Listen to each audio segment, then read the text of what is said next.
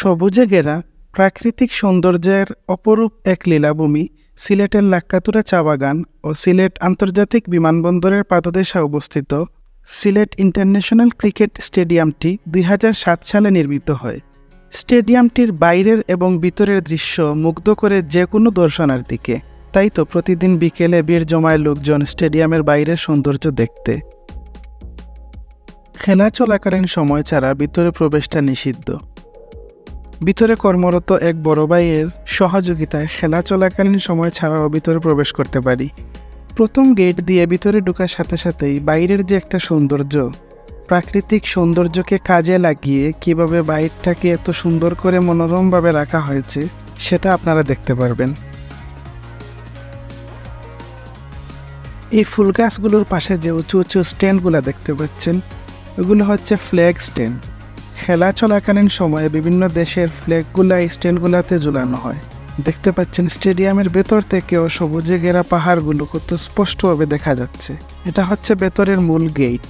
তো এই গেট দিয়ে এখন আমরা প্রবেশ করব।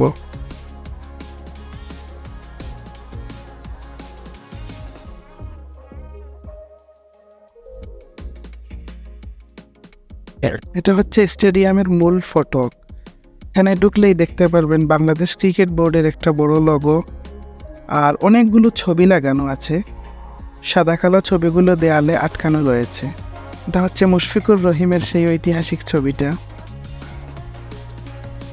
এর উপরে দেখতে পাচ্ছেন বাংলাদেশের আবেগ মাশরাফি বিন মর্তুজা। আরেক পাশের দেয়ালে লাগানো আছে ন্যাশনাল ক্রিকেটার্স ফ্রম সিলেট, বাংলাদেশের সাবেক এবং বর্তমান সিলেটি ক্রিকেটারদের ছবি। সবগুলো প্লেয়ারই আমাদের সিলেটি। এই জিনিসটা বেশ ভালো লেগেছে।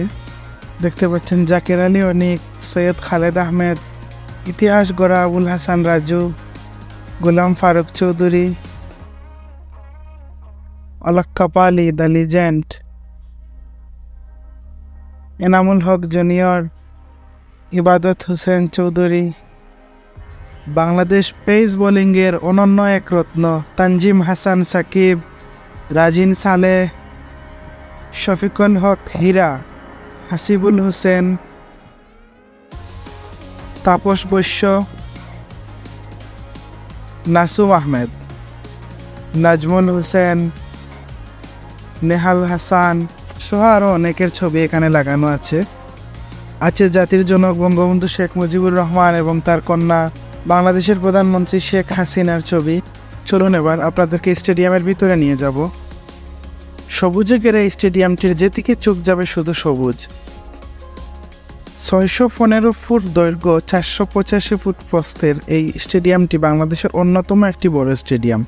এই স্টেডিয়ামে হয়েছে অনেক ইন্টারন্যাশনাল ম্যাচ।